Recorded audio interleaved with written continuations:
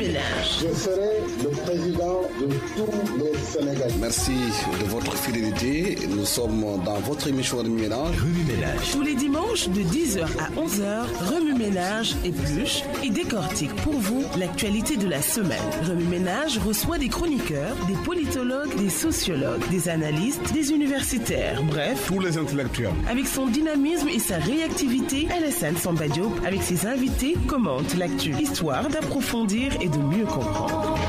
Remue-Ménage. L'opposition a manifesté pour des élections libres et transparentes, pour la sincérité du prochain scrutin présidentiel de 2019, la visite du président Macky Sall en Mauritanie, comment analyser les partages des ressources pétrolières 50-50 et la gestion de la pêche. La CEDEAO est-elle en panne avec toutes les difficultés aux frontières des différents pays? Nous recevons pour en parler et analyser Mor Faye, docteur en sociologie de la communication à l'université Gaston Berger de Saint-Louis, et Mbaye Thiam, historien et professeur d'histoire à l'EBAD. Remue-Ménage, c'est ce dimanche sur la Radio Futur Média de 10h à 11h. Dimanche 11 février 2018, bienvenue et merci de votre fidélité. Toutes nos excuses pour l'absence d'Omar Dioum, docteur en économétrie pour des raisons de santé. Mbaye Thiam, professeur d'histoire à l'EBAD, analyste émérite, nous a fait l'honneur de partager avec nous ses idées et ses réflexions. Idem avec Mor Faye, docteur en sociologie de la communication à l'université Gaston Berger de Saint-Louis et enseignant-chercheur. Merci monsieur de votre fidélité, de votre présence aussi. Vous le savez, l'opposition a marché pour réclamer une présidentielle libre et transparente, le retour de Karim Wade, la libération de Khalifa Sall, entre autres revendications. Mbaye Thiam, quelle lecture peut-on faire de cette manifestation? Merci beaucoup, Alassane, de m'avoir invité, j'allais dire au pays levé, pour remplacer mon ami et frère Omar Dioum. Merci de votre présence. Il aurait lui-même pris son téléphone pour me donner l'ordre de venir répondre à l'émission que je l'aurais remplacé pour les valeurs de famille et de principes que nous partageons. Je prie pour son propre rétablissement. Ainsi, je voudrais aussi rendre hommage à un de nos amis avec lequel j'ai partagé ce plateau, le professeur Ibrahim Sow, oui. qui nous a quittés, et lui souhaiter que Dieu l'accueille dans son paradis. Amen. Et veille sur sa famille. Amen. Cela dit, comme la plupart des Sénégalais, j'ai observé ce que j'appelle le tiraillement qui existe depuis quelques semaines entre le pouvoir en place et une partie de l'opposition dans le cadre des perspectives de l'élection présidentielle en vue. Que l'opposition ait marché me paraît être une bonne chose, parce que notre pays a fait la preuve de l'évolution positive de son développement démocratique, et la marche, l'expression des idées par la marche est une des marques distinctives de la démocratie dans tous les grands pays. Que l'État ait accédé à cette demande de l'opposition et l'ait encadrée signifie également que les tenants du pouvoir comprennent évidemment quels sont les enjeux, non pas pour eux ou pour l'opposition, mais pour notre pays. Cela me paraît donc être une bonne chose. Mais je voudrais tout simplement dire que,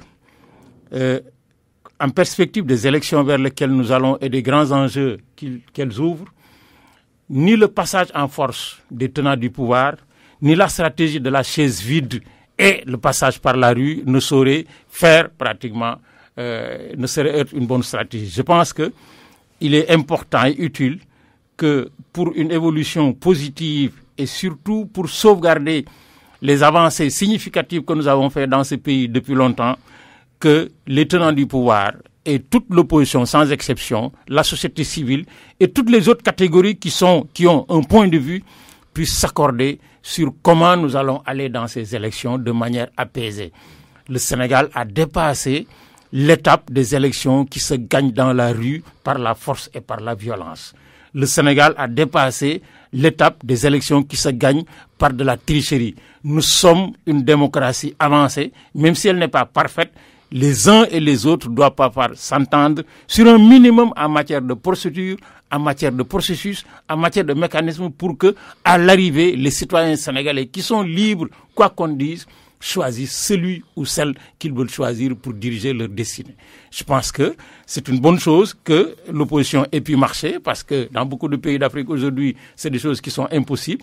C'est une bonne chose qu'elle ait pu exprimer ses idées, mais c'est pas dans la rue qu'on gagne des élections, c'est pas dans la répression de quelque opposition que ce soit qu'on gagne des élections. Il est temps que les politiques comprennent que ils sont là dans le leadership, mais que le leadership intégral, sociétal, ne leur appartient pas exclusivement. Oui. Céline Mbaïtia m'a expliqué un peu des acquis que le Sénégal avait. On avait pensé avoir dépassé cette étape. Mais on a l'impression de faire de sur place par rapport à cette revendication qui reviennent. Pour beaucoup, on avait dépassé cette façon de faire. On avait dépassé des querelles sur des postes électoraux au Sénégal. On avait pensé qu'on avait dépassé. Mais la question est encore là, récurrente. Qu'est-ce qui se passe? Bonjour Alassane, bonjour chers auditeurs de la RFM, bonjour M. Thiam, avec qui je partage le plateau aujourd'hui. Et je m'associe en fait à votre tristesse suite au décès de notre collègue Sow de l'IFAN.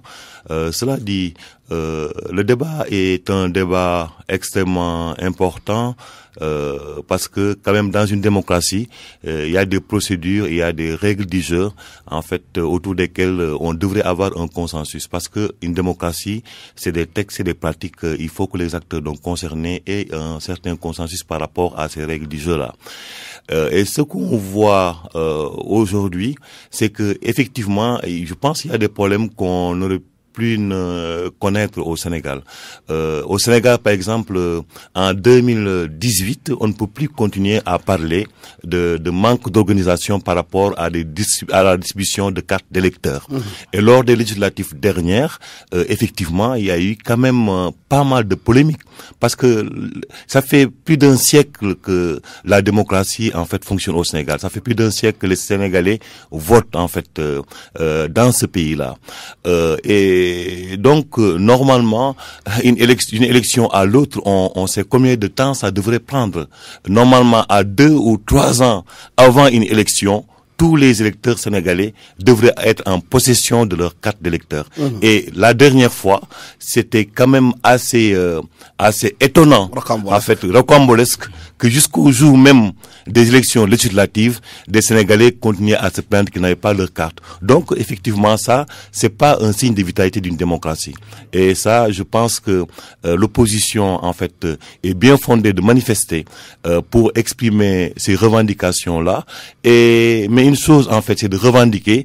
Et une autre chose aussi est que, en fait, les instances habilitées, en fait, aient écho de ces revendications-là et puissent leur apporter une satisfaction.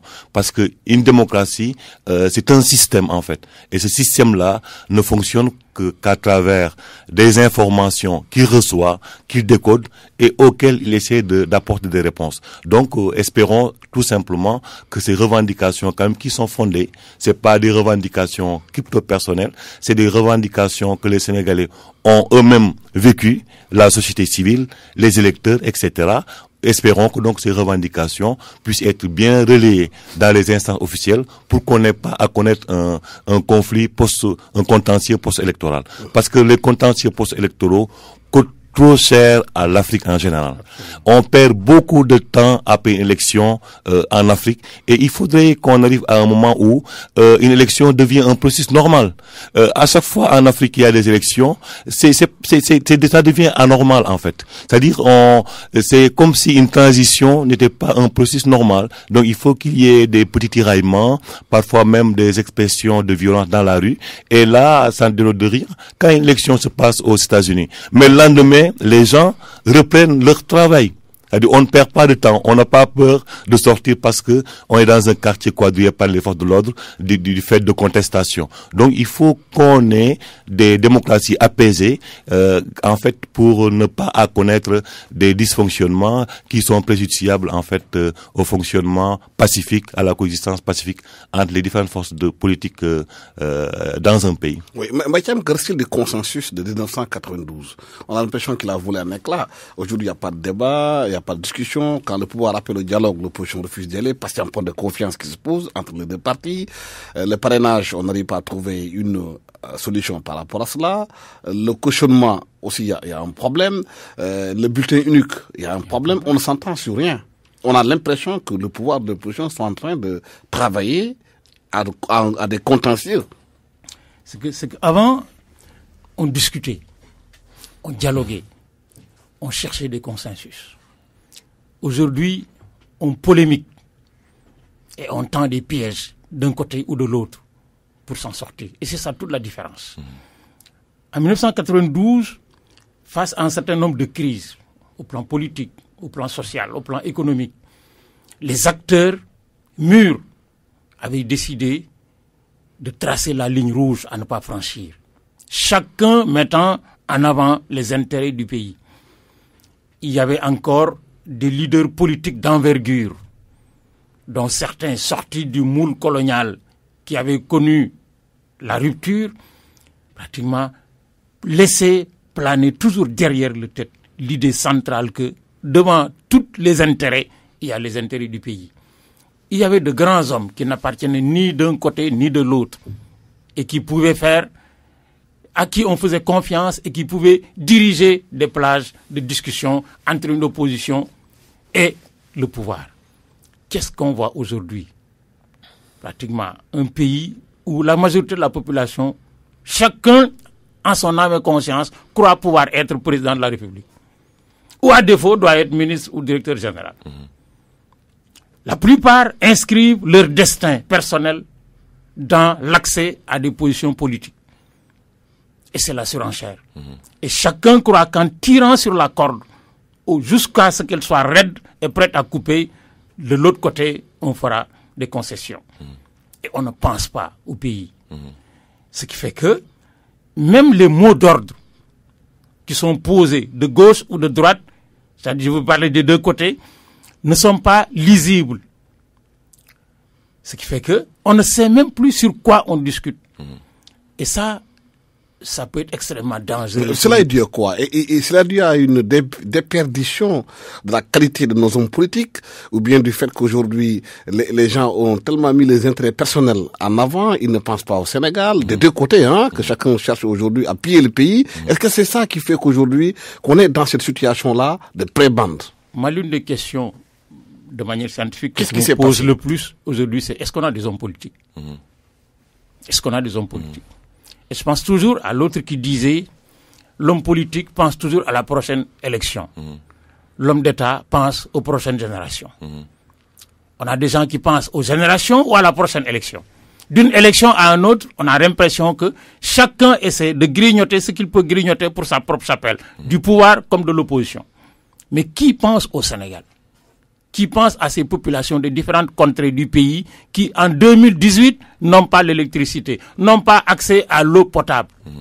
Il y a quelques semaines, en voyage avec un de mes enfants sur la route du Djolof, je me suis arrêté à côté d'une femme peule qui conduisait une charrette tirée par des ânes et qui était allée chercher de l'eau. J'ai demandé à mon fils de lui demander d'où il vient. Elle était allée chercher de l'eau à 15 km sur des outres et des chambres à air de camions. J'ai dit, celle-là, elle a la même carte d'identité que toi, qui tous les matins ouvre le robinet et voit couler sur ta tête. Qui va dans le frigidaire et qui tire de l'eau pour boire. Or, cette différence, 60 ans après l'indépendance, elle est inadmissible. On n'a pas, ou en tout cas, on a de moins en moins d'hommes politiques, c'est-à-dire des gens imbus de l'intérêt national, qui voient le Sénégal non pas à la porte de leur villa gardée par quelqu'un, mais qui voient loin toutes ces populations qui ne vivent que de déficit depuis qu'on est indépendant. Et ça pose la problématique de l'objet de la politique dans notre pays et du profil des hommes et femmes qui cherchent des titres politiques dans ces pays.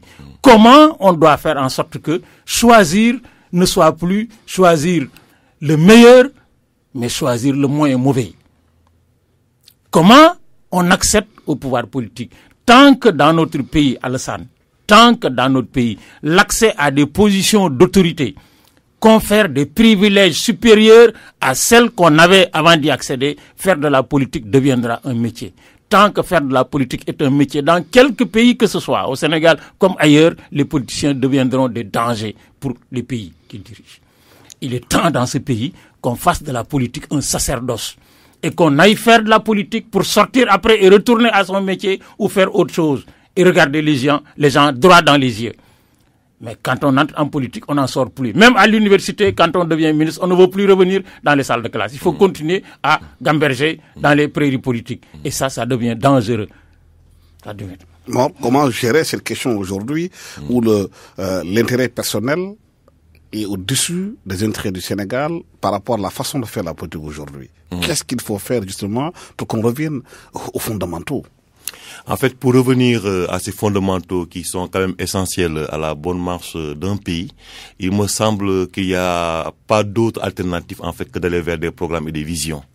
Et la politique, c'est quand même des programmes, c'est des projets de société, c'est des visions en fait qui permettent de mettre un pays en orbite et qui permettent aussi aux générations donc de ce pays-là de pouvoir quand même avoir un environnement en fait de sérénité et de prospérité. Et au Sénégal, ce qu'on voit, c'est l'absence de programme. J'en veux pour preuve ce qui se passe dans les élections. Moi, quand il y a des élections, qu'est-ce qu'on voit en fait en réalité? Toutes les mobilisations sont organisées de façon tout à fait folklorique. Qu'est-ce qu'on voit? Des gens en fait à qui on distribue des t-shirts, des gens à qui on distribue des affiches, mais on leur dit pas l'intérêt qu'ils ont en fait à aller avec tel ou tel candidat. Mais est-ce que les populations sont assez exigeantes par rapport au programme justement? Et justement, c'est cela en fait qu'il faut travailler en fait. Je sais que la société civile a fait un travail extrêmement remarquable de sensibilisation. Mais il faut qu'on y ait la sensibilisation parce que on a comme l'impression qu'en fait beaucoup d'électeurs sont en fait ne sont pas assez conscients des enjeux. Ils ne savent pas que en votant pour un tel, quand même ils remettent le destin du pays à un tel pendant quand même 5 ou 6 ans ou plus. Et donc il faut qu'ils soient conscients des enjeux. Il faudra qu'ils sachent dans quel bateau en fait ils vont se mettre en votant pour un tel ou un tel autre. Et ce qu'on voit, c'est que à la limite des gens naïfs. Et même on voit que c'est les mêmes qui vont d'un meeting à l'autre, en fait, qui distribuent des affiches, qui touchent des enveloppes, et c'est extrêmement dangereux pour ce pays-là. Et donc il faut vraiment qu'on ait des débats de fond, qu'on aille vers des programmes de société, qu'on voit en fait des visions, des projets de société. Il faut donc que les populations soient assez conscientisées par rapport à ça. Et par rapport à ça, effectivement, la société civile joue un rôle important. Il faut qu'elle continue à le jouer. Il faut aussi que les médias continuer la sensibilisation, quand en fait les médias invitent à des débats de fond. Et parfois, quand on voit par exemple ce qui se passe dans les médias, mais c'est pratiquement, comme dirait l'autre, une sorte de seringue hypodermique en fait. Tout est fait pour que les gens n'aient pas l'esprit critique. La démocratie fonctionne avec un esprit critique. Quand on voit certaines émissions à la télévision, quand on regarde on écoute certaines émissions à la radio, mais on dit mais quel type de citoyen on veut vraiment construire? On voit des gens inconscients, oisifs, une classe en fait de loisirs comme dirait l'autre. Et une démocratie, c'est quand même une vision claire. Il faut donc continuer à éduquer le peuple pour que des programmes et des projets de société soient vraiment des éléments à partir desquels on doit désormais élire quelqu'un à la présidence ou quelqu'un à une fonction de député. Et c'est cela, en fait, le débat du fond. Et rien n'est encore perdu, Rien n'est encore perdu. Il faut qu'on ait à sensibiliser. Il faut une démocratie moins folklorique au Sénégal. Mais quelles sont les conséquences de ce dialogue de sourds entre pouvoir et opposition autour du processus électoral? On s'entend pas, on a l'impression que chacun campe sur ses positions et qu'on va aller au gouffre. Moi, je vois deux conséquences. Lesquelles? La première, c'est la prise en otage du pays et du peuple. Les Sénégalais sont coincés entre deux catégories de gens qui, dans un an, vont leur demander de choisir un président de la République et de choisir. La deuxième conséquence, c'est l'absence de lisibilité de ce que les uns et les autres nous proposent. Il est vrai que de l'autre côté du pouvoir, ils ont leur PSE et Yonou Yokote. Même si ce n'est pas très clair dans l'esprit de la majorité des Sénégalais, parce qu'ils ont un problème d'information et institutionnel pour que les Sénégalais comprennent exactement ce que l'État et ses organes veulent faire. De l'autre côté, qu'est-ce qu'on nous propose? Je pense que tant qu'on n'aura pas réglé ces deux questions, on assiste à une espèce de chloroformation pratiquement de la conscience du peuple. On demandera aux gens de choisir en fonction de critères plus ou moins subjectifs. Mais il a posé la question des médias. Aujourd'hui, n'importe qui est journaliste, n'importe qui est animateur d'une émission. Les animateurs ont pris la place des journalistes dans les rédactions aujourd'hui. En complicité avec les patrons de presse et les propriétaires qui recrutent n'importe comment aussi. L'une des fonctions les plus polluées au Sénégal, c'est la fonction d'information-communication. D'abord, elle n'a jamais été définie très clairement dans ce pays. Qu'est-ce qui est information, qu'est-ce qui est communication? Quel est le profil de celui qui est spécialiste de l'information, celui qui est chargé de la communication? Mais l'État a la loi sur la presse qui ne vote pas, qui n'applique pas. Oui, mais parce que, vous savez, Alassane, à un moment donné, quand on mise sur le brouillard pour accéder au pouvoir ou pour gouverner, on n'a pas intérêt à clarifier les choses. Exactement. Quand on mise sur le brouillard, on ne peut pas informer correctement. La démocratie, c'est le choix libre et le choix conscient. C'est un choix libre et conscient. Les gens choisissent en âme et conscience, mais en connaissance de cause. Entre Faye et Alassane, je choisis parce que le projet, comme disait Faye tout à l'heure, la vision, quel type de société nous, Sénégalais, voulons construire au XXIe siècle dans la mondialisation? C'est ça. Personne n'y a répondu. Personne n'y a répondu. Quel type de société? Quelles sont nos valeurs? Dans ce que Senghor appelait le rendez-vous du donner et du recevoir, quand nous arriverons pour prendre des autres, qu'est-ce que nous leur apporterons de spécifique à notre société sénégalaise comme contribution à la société? Quelles sont les lignes de démarcation qui feront que mondialisation pour mondialisation, nous, on n'acceptera pas certaines choses? Quand je vois des gens s'organiser pour dire Rihanna ne vient pas au Sénégal, alors que chacun vit à côté avec un Gordigen, avec celui qui l'appelle franc-maçon sans en avoir la preuve, avec celui qui fait. Mais balayons d'abord à notre propre porte. Qu'est-ce que nous avons, nous, comme valeur que nous devons propager? Mais est-ce que nous voulons construire une société d'accaparement, une société de distribution abusive des prébendes ou une société égalitaire, une société d'éthique et de moralité? Il va falloir qu'on fasse un choix autour de ces questions. Par quel chemin? Est-ce que c'est le capital étranger qui va nous développer et c'est nous-mêmes qui allons nous développer? J'ai entendu ce matin sur RFI, pour ne pas le nommer, que le président du Ghana a décidé de se passer du Fonds monétaire international à la fin du programme qui est actuel. Et de nous faire. Est-ce que nous avons cette volonté ou cette capacité? Ou alors quels sont les chemins par lesquels nous allons penser? Quel politicien aujourd'hui ou quel homme politique nous fait un discours dans ce sens? Personne. Les valeurs. La société des valeurs dont on parle beaucoup et qu'on pratique peu. Quelles sont les valeurs universelles auxquelles nous accrochons, nous, société sénégalaise, mais quelles sont les valeurs sociétales sénégalaises que nous avons construites nous-mêmes, de tolérance, d'acceptation, de solidarité, de don de soi, mais dans la limite de ce qui est acceptable. Mais sur ces débats, s'il n'y a pas de débat, mais qu'est-ce qu'il y a? Mais c'est des mots d'ordre fumeux et c'est des réponses encore plus fumeuses. Et le pays est pris en otage, mais malgré cette prise en otage, tôt ou tard, il va falloir choisir, et nous choisirons par défaut. Oui, les valeurs, c'est les médias qui doivent aussi les véhiculer. Est-ce qu'aujourd'hui, au Sénégal, vous pensez que les médias jouent réellement ce rôle de valeur et surtout la qualité des personnels qui animent les médias? Oui. En fait, vous êtes sociologue des médias, oui, je suis sociologue des médias et de la communication. En fait, Alassane, il y a 3 fonctions qui sont dévolues aux médias.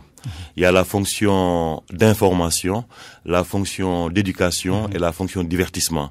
Et quand on analyse la grille de programme des médias, des radios et des télévisions, ce qu'on voit, c'est que la fonction de divertissement est la fonction la plus importante. Et même dans les rédactions de la place, ce qu'on voit, effectivement, ceux qui sont supposés être au cœur de métier, qui est en fait le métier de l'information, sont en fait des seconds couteaux. Ceux qui sont mis en avant, c'est les gens qui sont plus ou moins dans le divertissement. Moi, personnellement, j'ai pas de problème avec ceux qui sont dans le divertissement. Mais un média doit fonctionner de façon équilibrée. Et tant que, en fait, il n'y a pas cette prise de conscience-là, tendant à remettre, en fait, au goût du jour l'information, on aura, en fait, des citoyens médiocres. Parce qu'en fait, l'idée, c'est ça. L'idée, c'est comment faire en sorte que dans un pays où une bonne partie de la population, en fait...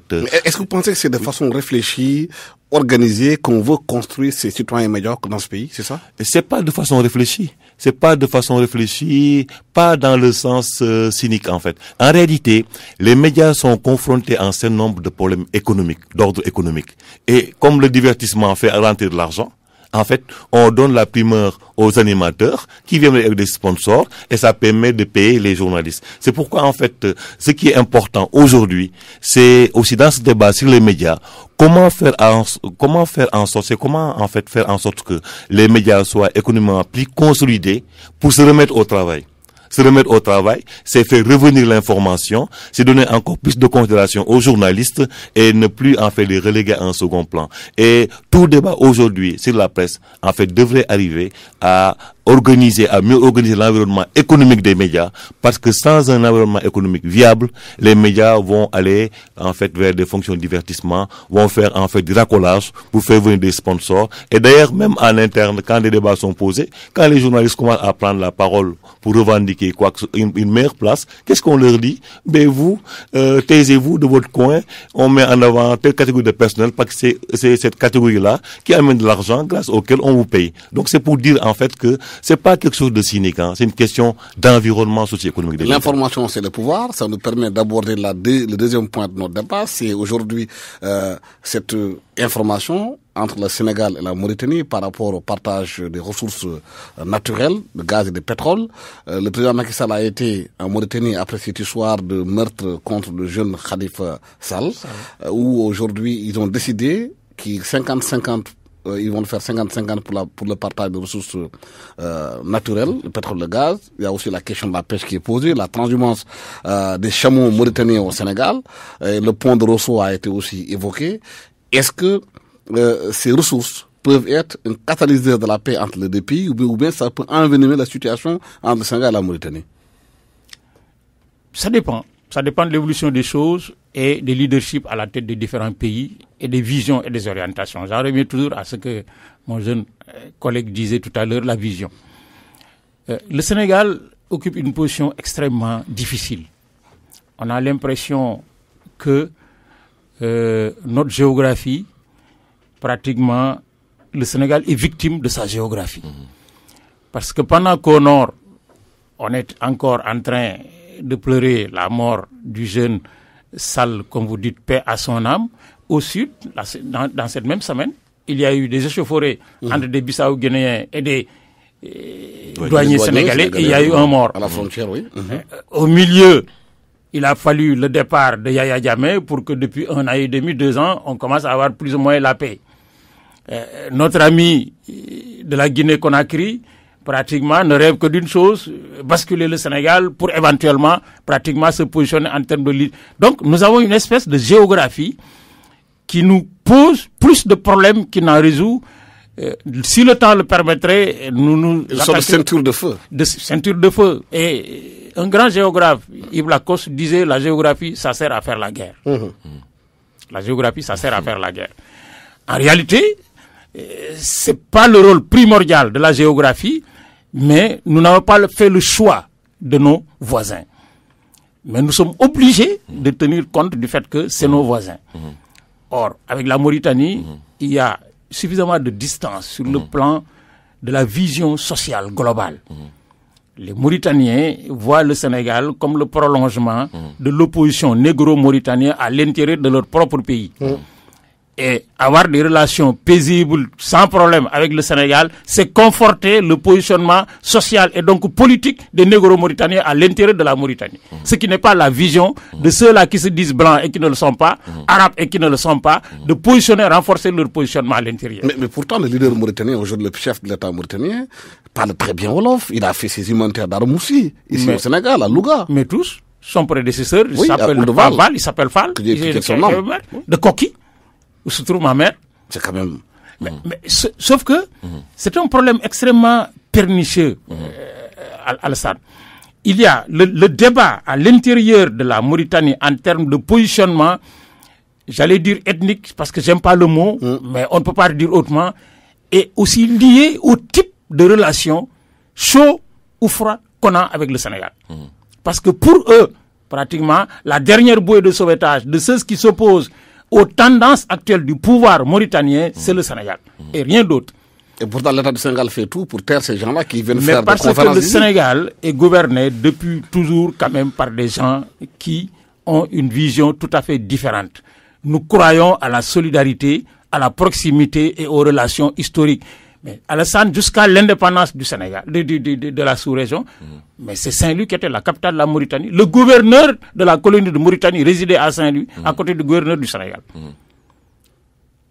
Et je pense que la plupart des cadres mauritaniens de première génération de l'indépendance ne sont ni plus ni moins que des Sénégalais qui ont franchi la rive et qui sont allés de l'autre côté pour aider à construire le système politique moderne de la Mauritanie.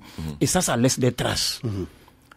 Les présidents sénégalais successifs de Senghor à Macky Sall aujourd'hui en passant par Abdoulaye Wade n'ont jamais privilégié l'affrontement, la guerre ou l'inimitié pour construire des positions de consolidation de leur pouvoir au Sénégal. Par contre, de l'autre côté de la frontière, il faut pas oublier que c'est cela un des critères essentiels de positionnement.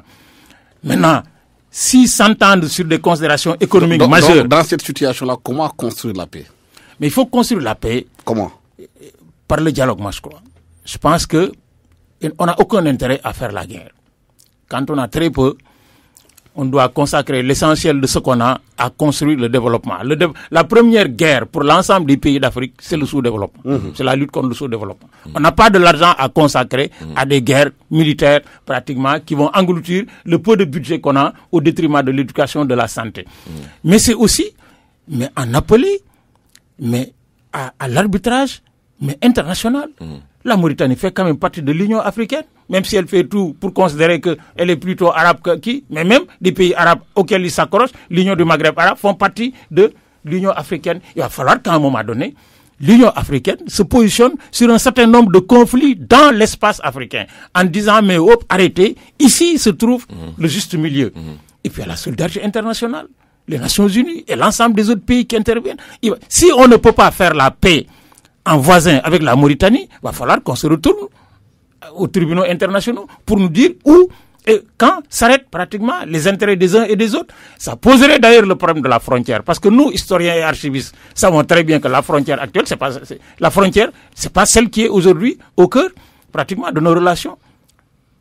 Et si on la pose, ça va poser d'autres problèmes, parce que l'Union africaine avait dit consacrer les frontières à hérité du système colonial. Si on consacre cela, la frontière va se déplacer. De quel côté? Nous, on sait, historiens et géographes que nous sommes. C'est un parle de Gorgol. La frontière du Sénégal se trouve à l'intérieur des terres mauritaniennes. C'est ça la réalité historique et géographique. Mais le Sénégal a toujours accepté que le fleuve soit considéré comme pratiquement la frontière.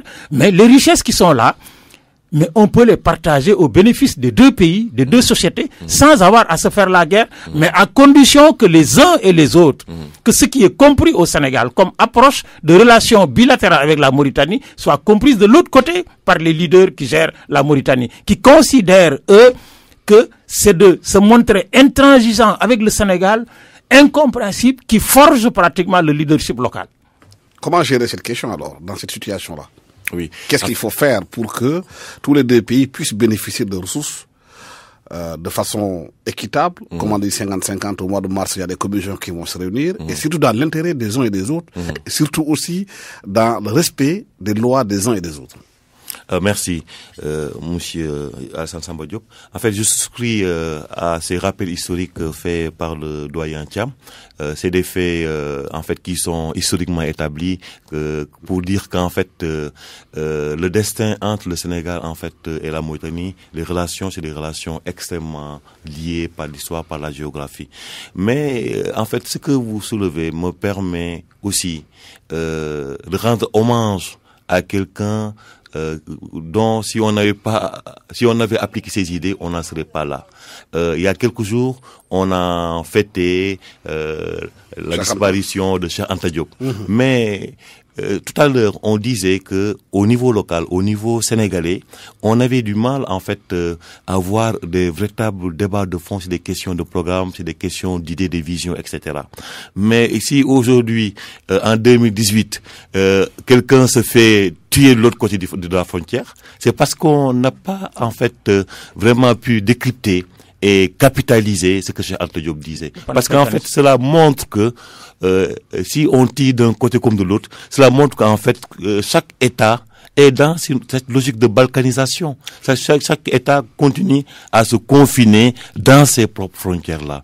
Or, aujourd'hui, je pense qu'à l'échelle sous-régionale, à l'échelle continentale, les gens aussi devraient se mettre sur la table pour discuter sur quel système d'intégration nous voulons. Et effectivement, ces petits incidents-là montrent qu'il n'y a toujours pas d'intégration. Maintenant, pour revenir à votre question de départ, qui est une question importante, je pense que dans des pays, notamment entre pays vraiment voisins comme le Sénégal à Mauritanie, il ne peut y avoir que le dialogue, la paix, la négociation et aussi la sincérité. Il faut que les gens soient sincères dans les relations. Entre individus, c'est la sincérité qui doit valoir, mais entre pays aussi, il doit y avoir de la sincérité. Moi, je vous apprends que parfois je suis surpris de savoir que on vient de tuer un pêcheur de l'autre côté, alors que peut-être une semaine avant, on nous avait parlé d'accord de pêche. Mais je dis, mais qu'est-ce qui ne marche pas dans tout ça? Pourquoi est-ce qu'on parle d'accord de pêche et tout de suite après, on n'entend pas de quelqu'un qui a été tué? Est-ce que la tuerie, c'est une manière, en fait, de réprimer ce qu'on appelle une infraction? Parce que quand même, on est dans des états de droit. Les gens ont des droits humains. Ils peuvent commettre des erreurs. Ils peuvent commettre des infractions en faisant des intrusions sur le territoire de l'autre, mais quand même aller jusqu'à tuer, ça me semble quand même abusif. On peut arrêter, on peut raisonner, mais on ne peut pas quand même tuer. Et donc, ça montre qu'une fois encore de plus, que les gens, en fait, devraient se mettre sur la table, dialoguer, et puis voir ce qui est bien pour les deux pays. Et ce sujet, en fait, concernant le partage du pétrole, 50-50, semble être bien. Il faut que les pays aillent vers ça, en fait. Parce que ça, c'est des choses de fond, c'est des choses pour positionner, en fait, les économies d'un pays à l'échelle, en fait, mondiale, comme disait toi le doyen Thiam, qui disait qu'en fait, dans ce contexte de mondialisation-là, chaque pays ne peut plus continuer, surtout à l'échelle africaine. Aucun pays africain ne peut plus continuer, en fait, à être dans son petit périmètre-là. Il faut qu'on aille vers des espaces intégrés et le fait de mutualiser des ressources, comme le Sénégal et la Mauritanie vont certainement le faire, c'est déjà un bon début, mais il faut que, quand même, que ça se pérennise, que ça soit vraiment des relations sincères, des relations de co-développement. Parce qu'actuellement, l'enjeu, c'est aller vers le co-développement. Et donc, je ne peux que saluer cela, et à condition que ça soit inscrit dans le temps et que ça soit sincère. Dans l'absolu, c'est l'idéal, ce que dit Mor. Mais dans les faits, de façon vraiment très précise, on voit qu'aujourd'hui, dans l'espace de la CEDEAO, il y a des problèmes de circulation des personnes et des biens. Si aujourd'hui, en Guinée-Bissau, des douaniers réclament 2500 pour les passes avant, alors que dans les textes, c'est interdit, et qu'il y ait aujourd'hui mort d'homme, il y a un problème, soit de communication, ou bien soit de faire respecter la législation qui est prise par les États. Il y a un problème de communication, surtout de communication institutionnelle. Pourquoi demande-t-on à des passagers de payer de l'argent pour passer une frontière à une autre? Mais c'est la même chose qu'on demande quand vous voyagez souvent en Afrique. Moi, je voyage beaucoup. Souvent, vous arrivez quelque part en Afrique de l'Ouest avec une carte d'identité, on vous dit où est le passeport. Ils oublient que pratiquement c'est un espace intégré, avec comme premier principe libre circulation des biens et des personnes. On vous contrôle sur place et on contrôle les étrangers. Je dis, il n'y a plus d'étrangers dans l'espace UEMOA et dans l'espace CEDEAO. Sur les textes. Dans les textes. Dans les textes, oui. Sauf que la communication institutionnelle tendrait à faire en sorte que, d'abord, les institutions communautaires, comme les institutions étatiques, expliquent par les médias et par toutes sortes de trucs, les écoles, la formation, que l'espace est intégré et qu'on a les mêmes droits. Mais quand même, les douaniers doivent savoir qu'ils ne doivent pas demander cet argent aux gens. Mais c'est comme les policiers dans la rue qui tendent la main pour prendre l'argent. Ils savent très bien que c'est interdit. Ils tendent la main. Il y a des Sénégalais ou des Africains qui leur donnent. Si Mbaye Thiam décide que jamais il ne donnera un sou à un policier dans la rue, il y a d'autres qui pensent qu'il vaut mieux donner un sou dans la rue pour passer son temps, pour passer. C'est un problème à la fois d'explication, de conscience, mais surtout de citoyenneté. Alassane, l'une des choses essentielles que les gens doivent comprendre, c'est que la citoyenneté, ça ne s'octroie pas. Ça s'arrache et quand on l'a arraché, on le gère. On le cultive en permanence parce que c'est des droits impérissables. Mais la citoyenneté, ça commence d'abord par soi-même. Par soi-même. Pourquoi faire en sorte que les gens entretiennent des relations au-delà du droit? Mais c'est parce qu'il y a deux acteurs qui sont prêts. S'il y a un acteur et pas d'autre, ceux qui se sont battus avec les douaniers jusqu'à qu'il y ait mort d'homme, ils ont sûrement refusé. Est-ce que ce que les douaniers réclamaient est un droit ou pas un droit? Quel est le fondement du droit? Mais on n'arrive jamais à le sortir. Nous sommes encore une fois coincés entre le droit que nous avons hérité du système colonial. Nul n'est censé ignorer la loi. Et des sociétés où 80% de la population ignore la loi, réellement, concrètement. Et ce qui fait qu'au niveau de l'applicabilité ou de l'application concrète, tous les jours, il y a des problèmes. Et donc, ça prouve qu'il y a un gros effort à faire. Moi, je voyage en Europe. Quand vous prenez l'avion de Paris pour descendre en Espagne, vous passez par le contrôle. Il n'y a pas de contrôle. C'est quand vous voyagez de l'extérieur vers l'Europe qu'on vous contrôle. Mais quand vous prenez un avion à Paris et que vous descendez dans un aéroport allemand ou espagnol, il n'y a pas de contrôle. Vous sortez, vous prenez vos bagages et vous partez parce que c'est un espace intégré. Ici, en Afrique, on contrôle. Parce que, comme le disait mon collègue tout à l'heure, mais chacun a son précaré sur lequel, malgré les lois communautaires qui sont au-dessus des lois nationales, encore une fois, mais il veut construire sa souveraineté et son autorité politique. Et ça prouve que même ceux qui ont signé ces textes, ceux qui sont chargés de les appliquer en tant qu'État, mais ne sont pas plus avancés dans la conscience et l'application que les citoyens qui, eux, subissent les textes, plutôt qu'ils en profitent. Les Sénégalais qui voyagent beaucoup, qui se déplacent beaucoup dans la sous-région, partout où vous allez, vous avez des Sénégalais. Dans les villages artisanaux, ils travaillent dur. Et au dernier moment, ils sont toujours pratiquement pris en défaut parce que on leur réclame des choses qui n'existent nulle part. Et ça pose le problème de nos autorités politiques. Vous avez entendu l'autre jour, quand il y a eu des Africains en difficulté ailleurs, quel pays africain a dit « amenez-les-moi chez moi » ? C'est le Rwanda. Le Rwanda a dit « s'ils ne sont pas allés, mais amenez-les nous ». On les intègre dans la société rwandaise. Parce que là-bas, il n'y a pas de... C'est difficile. Parce qu'on a réussi à construire un système qui fait qu'on ne peut plus pointer du doigt quelqu'un pour lui reprocher le caractère étranger, le caractère ethnique, le caractère religieux ou autre, parce qu'on applique la loi. Donc avec le problème de ces textes-là, on peut dire que la CEDEAO, pour la circulation des biens des personnes, est pratiquement une chimère. Oui, c'est la réalité des faits. Oui, parce que en fait, ça fait quand même, ça c'est assez. Il y a les textes, oui. Il y a la réalité des choses. Oui, les textes et les réalités. Parce que en fait, des textes à la réalité, il y a beaucoup d'efforts à faire. Et cet effort-là n'est pas fait. Des textes à la réalité. Parce qu'en fait, pour bon nombre de citoyens de la sous-région, parce qu'on devrait même parler des citoyens de la CEDEAO, la CEDEAO, on ne sait même pas ce que c'est. On ne sait même pas ce que ça signifie. Pourtant, nous avons des cartes d'identité exactement, CEDEAO, et des passeports CEDEAO. Exactement, on ne sait pas ce que c'est. On pense que la CEDEAO, c'est une affaire de chef d'État qui se rencontrent de temps en temps à Abuja. C'est une question d'agents, en fait, qui sont en permanence là-bas en tant que fonctionnaires de la CEDEAO. Mais on ne sait pas ce que c'est. Et il y a un brin de tristesse par rapport à tout cela, en fait. Parce que aujourd'hui, on est vers tous les pôles qui se développent, c'est des pôles en fait intégrés. Au niveau de l'Union européenne, les choses bougent en fait. Un Polonais peut circuler tout à fait librement entre la France et l'Allemagne ou entre d'autres pays, mais sans vraiment avoir de problème. Et même si on voit la libre circulation, même c'est qu'un aspect, parce qu'on parle de libre circulation, mais aussi de droit, de résidence, d'établissement, etc. Et aujourd'hui, qu'est-ce qu'on voit? Des Africains qui ont du mal à bouger, et cela pose un problème parce que quand même, pendant que nous essayons de mettre des barrières parfois illicites, parfois illégales, parce qu'il y a des rackets, des pratiques de malversation, des pratiques en fait d'intimidation, dont souffrent quand même ceux qui circulent dans l'espace CEDEAO. Mais pendant qu'on parle de ça, les étrangers, eux, ils arrivent avec leurs intérêts. Les Chinois s'installent dans ce pays-là. Il y a beaucoup d'autres pays, des grosses entreprises qui s'installent. Et nous, qu'est-ce qu'on fait pour promouvoir l'artisanat local? Parce que ceux qui traversent l'espace CEDEAO, c'est le petit artisan burkinabé qui veut écouler ses marchandises au Sénégal, ou le Malien qui veut vendre ses marchandises au Burkina.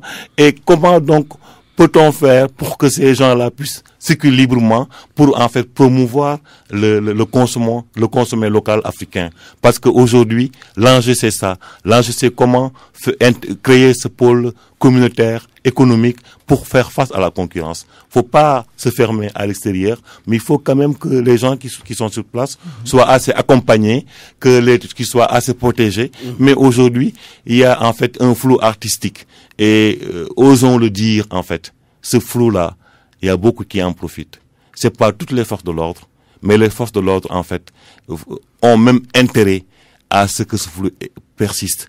parce que ça leur permet de tirer des salaires relativement substantiels. Mais quand vous voyagez dans la sous-région, au poste frontalier, mais il y en a qui ont des comportements pratiquement de boutiquiers.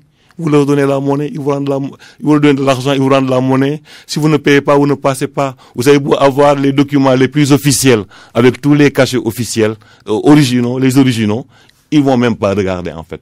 Ils vous montrent vos passe-droits, ils vous disent, oui, d'accord, mais il faut donner quelque chose avant de partir. Et ça, c'est des pratiques vraiment mais il faut que les États s'impliquent dans cette lutte contre ces pratiques illicites, illégales, pour que, en fait, la libre circulation des personnes et des biens soit une réalité dans l'espace CEDEAO, dans l'espace IOMOA. La douane précise, la communication de la douane précise que le passe-avant de circulation repose sur un texte. Le droit est relatif, n'est pas une perception illégale, c'est pour le véhicule et non pour la personne. Le passe-avant est un document douanier couvrant la circulation de véhicules étrangers sur le territoire national et une quittance qui est remise après paiement. C'est ce que dit la communication de la douane. Oui, mais absolument, absolument. Les douaniers ne peuvent pas réclamer des droits qui n'existent pas, mais c'est la compréhension du droit. Tu sais, Alassane, moi je suis toujours un peu circonspect quand j'entends dire nul n'est censé ignorer la loi. C'est vrai, c'est un principe universel, mais de quelle loi il s'agit-il et ça s'applique à qui? Je pense que c'est vrai. Parce qu'il arrive qu'au-delà du véhicule auquel on réclame de l'argent pour payer le passeport, on réclame aussi de l'argent aux passagers eux-mêmes. Oui. Parce que même à l'entrée du Sénégal, l'arrivée où des véhicules sont arrêtés d'une ville à une autre, où des gendarmes ou bien des policiers demandent aux gens qui sont dans le véhicule de payer des taxes. Mais parce que tout cela sans aucune raison de notre mode de fonctionnement. Vous savez, quand vous avez des sociétés qui sont organisées sur le modèle démocratique, au sens politique du terme, mais qui est assise sur un modèle d'éthique et de morale, mais vous n'avez pas ces questions. J'ai demandé, un collègue m'a demandé un jour à Montréal, pourquoi tu te promènes avec ton passeport? J'ai dit, oui, mais si je tombe sur un contrôle, il me dit, le contrôle de quoi? J'ai dit, mais le contrôle dans la rue? Il me dit, mais le contrôle dans la rue n'est pas légal dans ce pays, sauf cas d'extrême majeur. Mais j'avais le réflexe de mes séjours en France, où le policier français peut, à la sortie du métro, contrôler tous les Noirs ou tous les Arabes et laisser passer les Blancs. C'est le cas maintenant aux États-Unis. C'est le cas aux États-Unis. Absolument. Mais parce qu'ils ont un président de la République qui dit les Noirs, les Arabes et les musulmans sont dangereux. Et ça change tout. Parce que la mentalité, le psychique est au-dessus des considérations d'ordre juridique et légal. La CEDEAO, c'est une réalité juridique. Elle n'est pas une réalité fonctionnelle. Pourquoi le Maroc demande à adhérer à la CEDEAO? Si le Maroc adhère, il va falloir changer le titre, le sigle. Parce qu'Afrique de l'Ouest, le Maroc n'en fait pas partie. Parce que le Maroc a construit une puissance économique qui ne tient plus dans ses frontières et qui a besoin de sortir pour se développer. Qui est déjà sorti. Qui est sorti, mais ils sont déjà là. Mais il faut institutionnaliser.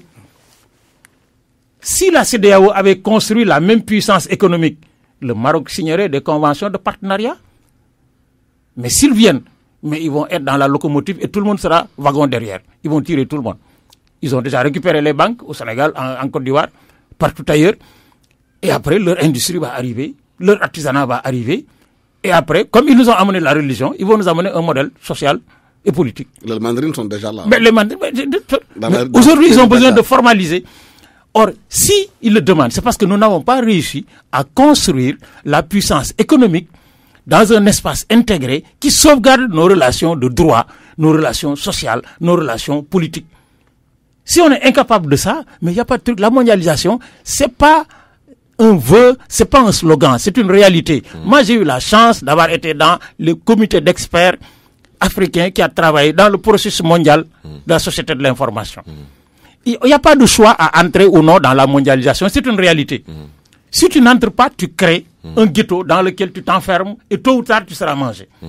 Mais il s'agit de savoir comment on y va. Si on y va sans boussole, c'est-à-dire sans orientation d'un projet de société déterminé, on sera mangé. Et ça, dans la CEDEAO, dans l'Union économique et monétaire africaine, dans l'ensemble des structures, dans l'Union africaine elle-même, on n'est pas encore préparé parce que le leadership qui permet de construire mentalement, psychologiquement et donc politiquement, notre projet de société n'est pas encore construit. Cheikh Anta l'avait dit, tant qu'on ne construira pas les États-Unis d'Afrique, on ne construira pas l'Afrique qui va dialoguer avec le monde à part égale. Donc il y a un problème de vision stratégique au niveau de la CEDEAO. Effectivement, comme je disais tout à l'heure, en fait, ça commence par le fait que si vous faites une enquête, les gens seront incapables de vous dire ce que c'est que la CEDEAO. Que signifie la CEDEAO? Qu'est-ce que ça veut dire? Ils vont peut-être dire que c'est une affaire de chef d'État, et ils vont peut-être dire que tel pays en fait partie et tel autre pays n'en fait pas partie, mais sans plus. Or, aujourd'hui, les pôles d'intégration, les pôles vraiment intégrés qui ont véritablement réussi, sont des pôles portés par les sociétés, par les populations concernées. Parce qu'aussi, pour que la CEDEAO soit une réalité, il faut que ça soit porté par les populations. Mais c'est loin d'être le cas aujourd'hui. Quand on regarde, par exemple, le protocole qui instaure la libre circulation des biens et des personnes, mais ce protocole-là date de 1979. Et à l'époque, les gens se donnaient 15 ans pour que la libre circulation des biens et des personnes soit effective. Et 40 ans plus tard, oui, elle est toujours là. Elle est toujours là. Il y a un problème qui est toujours là. Les gens ont du mal à bouger. Et quoi qu'on dise, si vous, par exemple, vous êtes ressortissant de la CEDEAO, si vous partez par exemple dans un pays européen, il vous est beaucoup plus facile en fait de vous mouvoir dans l'espace de l'Union européenne que dans votre propre espace régional qui est la CEDEAO. Et ça, c'est une réalité. Et ça, il faudrait justement que cette vision-là revienne. C'est pas juste une question de technocrate d'Abuja en fait. La CEDEAO ne doit pas être ça. La CEDEAO doit être une question en fait de société. Il faut faire en sorte que ce projet-là de la CEDEAO soit porté par chaque citoyen de l'espace CEDEAO, ce qui est loin vraiment d'être le cas. Et aussi, il faut que les gens estompent en fait les préjugés les uns des autres. Parce que quoi qu'on dise, qu'est-ce que les Sénégalais parlent des Maliens, qu'est-ce que les Maliens parlent des Sénégalais, des Burkinabés, il faut vraiment qu'on aille vers ça. Voilà, le temps que nous est imparti est malheureusement terminé. Merci à Mor Faye, docteur en sociologie et de la communication à l'Université Gaston Berger de Saint-Louis et enseignant-chercheur à l'UGB. Merci à Mbaye Thiam, professeur d'histoire à l'EBAD, analyste émérite. Merci d'avoir accepté notre invitation. La technique Abdoulaye Diop, micro Alassane Samba Diop. Excellent dimanche à tous.